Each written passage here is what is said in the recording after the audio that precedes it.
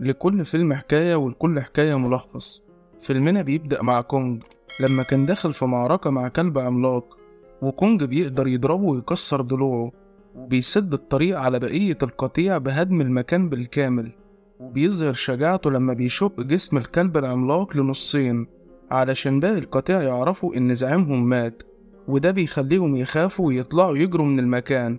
ولما كونج بينضف جثة الكلب علشان ياكلها، بيحس بألم شديد في أسنانه، وما بيقدرش ياكل ولو قطعة بسيطة من الجثة، وعلشان كده قوته بتبدأ تضعف.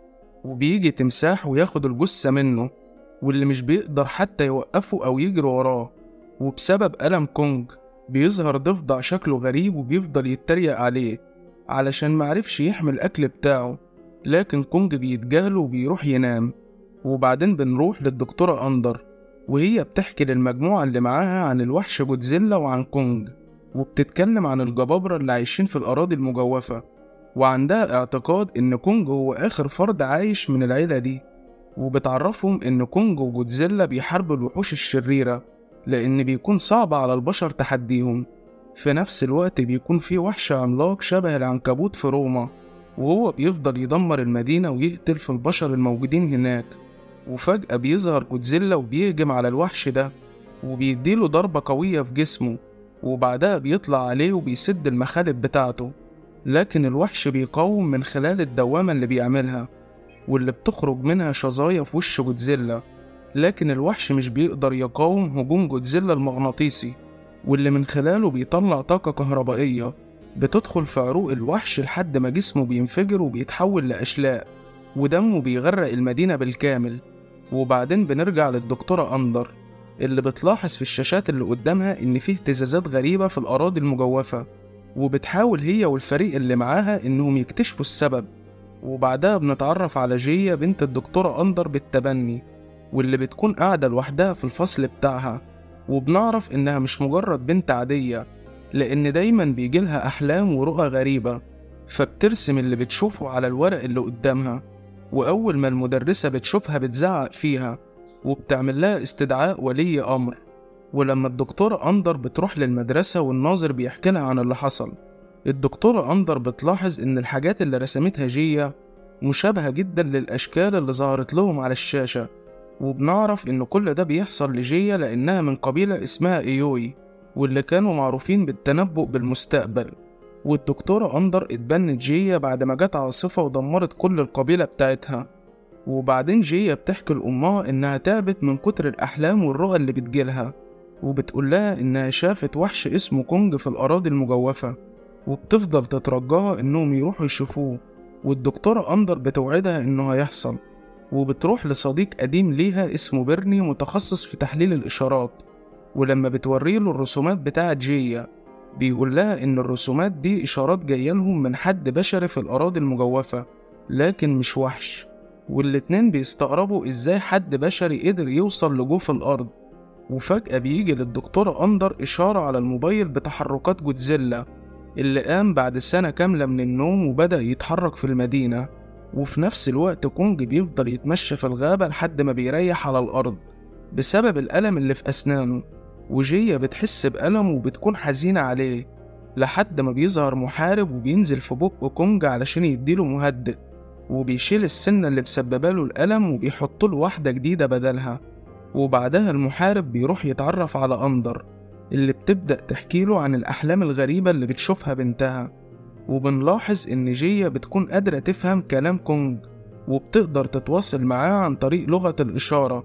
وبعدين بيرني بيروح يبلغ الدكتورة أندر إنه فهم الإشارات، وتأكد إن في حد بيطلب المساعدة منهم لأنه في خطر. فالدكتورة أندر بتجمع الفريق بتاعها وبتطلب منهم يدوروا على كل المعلومات علشان يعرفوا يوصلوا لمصدر الإشارات بالظبط. ولما جيا بتصر إنها تروح معاهم، الدكتورة أندر بتوافق وبتاخدها مع باقي الفريق، وبيركب 5 أفراد في طيارة علشان توديهم للأراضي المجوفة. وبنلاحظ إن كونج بيروح معاهم هو كمان، والرحلة بتكون صعبة جدا على الفريق، وبتكون كلها مخاطر وتحديات، لكنهم بيقدروا يوصلوا في الآخر للمكان المحدد. وبيشوفوا مناظر عجيبة وحيوانات شكلها غريب، وبيلف حواليهم طيور ضخمة بكميات كبيرة، لكنهم بيعرفوا إنهم مش مؤذيين. في نفس الوقت جودزيلا بيوصل لفرنسا وبيخرج أشعة كهربائية جديدة من جسمه بتتسبب في حريق كبير هناك لدرجة إنها بتوصل للسما من قوتها. فالحكومة بتهجم عليه بكميات صواريخ كبيرة، لكن جودزيلا بيكون عنده القدرة إنه يمتص كل انفجارات الصواريخ ومفيش أي حاجة بتقدر تأثر عليه. وبعدين بنرجع لفريق الدكتورة أندر وهما بيتمشوا في المكان، وبيلاقوا آثار أقدام لوحوش ضخمة حجمها أكبر بكتير من كونج، وده معناه إن في خطر كبير مستنيهم. في نفس الوقت كونج بيدخل كهف وبيلاقي جواه فاس، وبيشوف إضاءة شكلها جذاب خارجة من المية، فبيقرر ينزل فيها علشان يعرف مصدرها. وفجأة بيلاقي قدامه قرد صغير، وبيكون خايف جدا من كونج اللي بيقرب منه علشان يطمنه ويحسسه بالأمان. لكن القرد بيغدر بكونج وبيعض في صوابعه، وفجأة بتظهر قرود ضخمة وبتهجم على كونج من كل اتجاه، لكنه بيقدر يضربهم وبيخلص عليهم بالفاس واحد ورا التاني. والقرد الصغير لسه هيقع في الكهف، كونج بيلحقه في آخر لحظة وبينقذه من الموت، وبعدها بيروح يكمل قتل في باقي القرود الضخمة. وفي الوقت ده بتيجي إشارة للدكتورة أندر من زنزانة في مكان معين، فبتطلب من الفريق اللي معاها إنهم يمشوا ورا الإشارة. وبعد ما بيوصلوا للمكان المحدد وبيخرجوا من الطيارة، بتظهر نباتات ضخمة وبتبلع الطيار اللي معاهم، فالمجموعة بتخاف جدا. وبيرن بيقول لهم أنا ما عنديش استعداد أموت زي الطيار، وبينسحب من المهمة وبيسيبهم ويمشي. وبعدين بنرجع لجودزيلا، والمجموعة بتوصل لهم إشارة إنه بدأ ينزل تحت المية، وبيبان قدامهم إنه داخل في معركة قوية مع وحش ضخم. وفي الوقت ده جيا بتكتشف مكان مخفي في الأراضي المجوفة وكأنه عالم لوحده.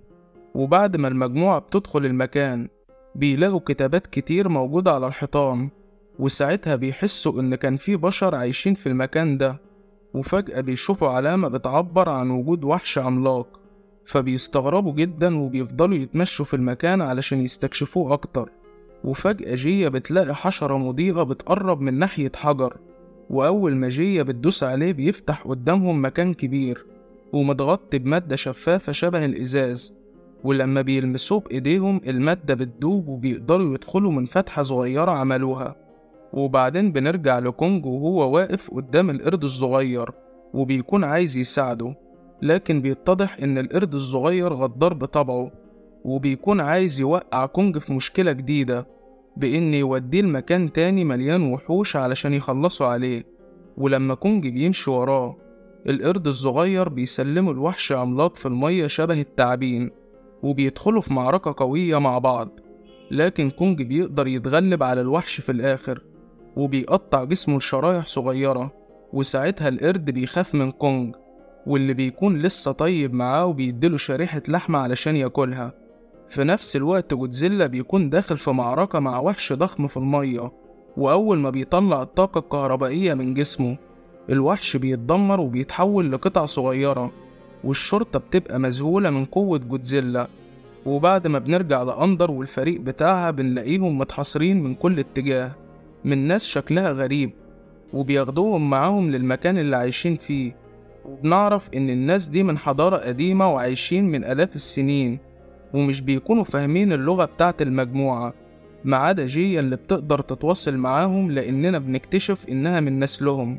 ولما المجموعة بيروحوا مع الملكة بتاعتهم بتوديهم لمكان ضلمة وفي إضاءة خارجة من الأرض، وبتفرجهم على الرسومات اللي في الحيطة واللي بتعبر عن الحضارة بتاعتهم، وبتعرفهم إن بشر الأرض المجوفة والأرض المسطحة كانوا عايشين مع بعض في سلام، والقرود هم اللي كانوا مسؤولين وقتها عن الحماية بتاعتهم.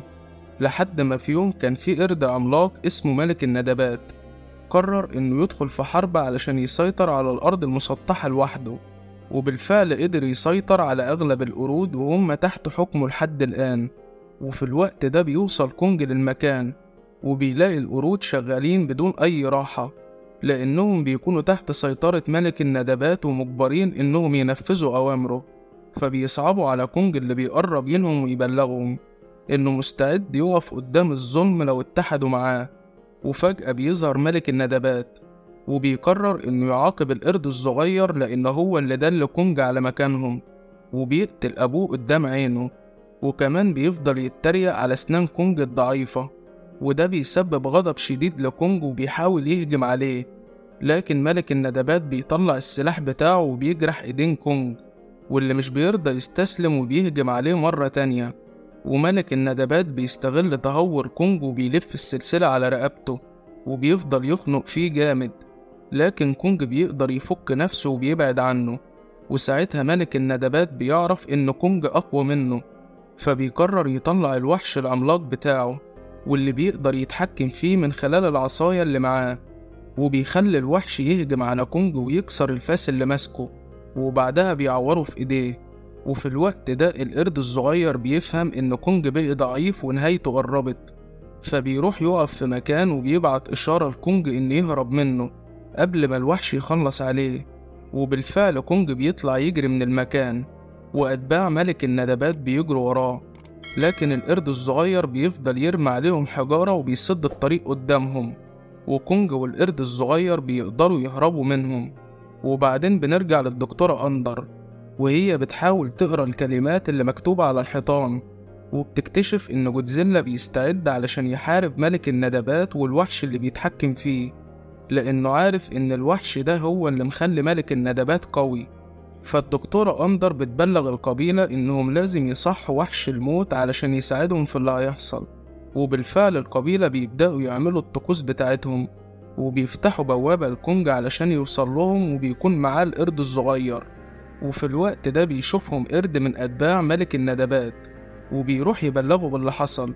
فملك الندبات بيتعصب جدا، ولما كونج بيدخل على القبيلة بيكون تعبان جدا وبينام على الأرض. وأول ما جية بتشوفه بتقرب منه، وهي بتحاول تعرف إيه اللي تعبه. وبنشوف إن جودزيلا أصبح أقوى من الأول بكتير، لأنه امتص طاقة كبيرة جدا أثرت على جسمه اللي بقي ضخم، وهيبقى من الصعب إن أي حد يتغلب عليه. وبنرجع للدكتورة أندر اللي بتحاول هي والفريق بتاعها إنهم يعالجوا كونج بإنهم يركبوا إيد صناعية على دراعه المكسور علشان يستعيد قوته مرة تانية. وبعد ما بيركبوها كونج بيحس إنه بقي أحسن من الأول بكتير، وإنه دلوقتي مستعد إن يواجه ملك الندبات. بس بيقرر الأول إنه يروح لجودزيلا علشان يبقى في صفه، وبيخرج لسطح الأرض اللي في مصر من بوابة معينة، وهو بيفضل ينادم على جودزيلا بصوت عالي.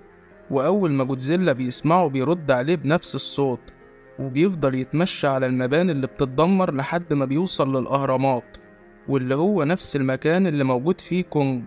في نفس الوقت القبيلة بتروح لمكانها المقدس، وبيخلوا جية تطلع لمكان محدد علشان تلمس ورقة مخفية بإيديها وتستدعي وحش الموت.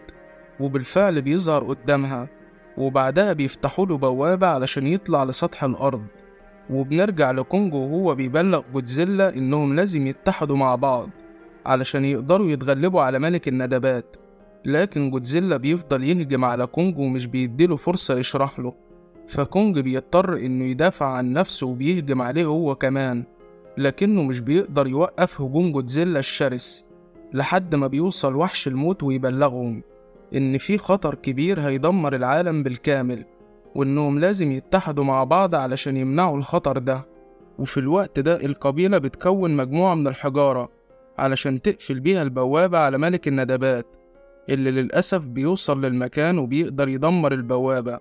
وبعد ما بيدخل علشان يخلص على القبيلة بيبعتوله الوحوش والمحاربين بتوعهم اللي كانوا محتفظين بيهم. وفي نفس الوقت بيوصل كونج وجودزيلا وهما متحدين مع بعض، وبيهجموا على ملك الندبات والوحش بتاعه. وجودزيلا بيقرر إنه يحارب الوحش الأول وبيدخل معاه في معركة قوية، ومن الناحية التانية كونج بيهجم على ملك الندبات. وبنلاحظ إن كونج أصبح أقوى من الأول، وبيقدر يقف قدام ملك الندبات لدرجة إنه بيكون مستمتع بالمعركة معاه. وبيفضلوا هما الأربعة يحاربوا بعض بكل شراسة لحد ما كونج بيقدر يستعيد الفاس بتاعه اللي كان مع ملك الندبات. وجودزيلا بيخرج طاقة كهربائية من جسمه علشان يقدر يسيطر على الوحش، والقرد الصغير بيحاول يساعد كونج بإنه يرمي عدد كبير من الحجارة على ملك الندبات. وفجأة الجاذبية بتنعدم وبيقعوا كلهم لحد ما بيخرجوا من البوابة وبيوصلوا للأرض. وملك الندبات بيكون مبسوط بكده، لأنه كان بيحلم إنه يسيطر على الأرض من زمان علشان يحكمها، وبيؤمر الوحش إنه يمتص كل الطاقة من الشمس علشان يخلي العالم كله يتجمد. لكن جودزيلا بيقدر يقف قدامه وبيفضل يضربه بالطاقة الكهربائية لحد ما أسنان الوحش بتقع كلها، وكونج بيهجم على ملك الندبات وبيدمر جزء كبير من الأرض. والوحش بيقرب من كونج وبيحاول يجمد إيده، وأول ما جودزيلا بيشوفه بيروح يبعد الوحش عنه في الوقت المناسب. وبنلاحظ إن القرد الصغير بيكون لسه تحت الأرض وبيلاقي الفاس بتاع كونج، فبيقرر ياخده ويطلع للأرض علشان يديهوله. في نفس الوقت ملك الندبات بيقرب من كونج ولسه هيخلص عليه. بيوصل القرد الصغير وبيضرب ملك الندبات بالفاس، واللي بعدها بيفقد قوته بالكامل. ولما كونج بيفضل يضرب فيه، العصاية اللي معاه بتقع على الأرض، وده بيخلي الوحش اللي تبعه يبقى حر وبيفقد السيطرة عليه. وعلشان كده الوحش بيقرر ينسحب من المعركة، وأخيرا بيقدروا يخلصوا على ملك الندبات، والقبيلة بترجع تعيش في سلام زي الأول. والدكتورة أندر بتودع جيا وبتسيبها تعيش مع أهلها في القبيلة. وكونج بيبقى الحاكم الجديد على الأراضي المجوفة وبيحرر كل القرود من الظلم. والوحش والقرد الصغير بيبقوا المساعدين بتوعه، وجودزيلا بيريح في مكان هادي علشان ينام لمدة سنة تانية كمان. وبكده يكون فيلمنا انتهى. لو عجبك الفيديو اعمل لايك واشتراك. أشوفكم على خير، سلامات.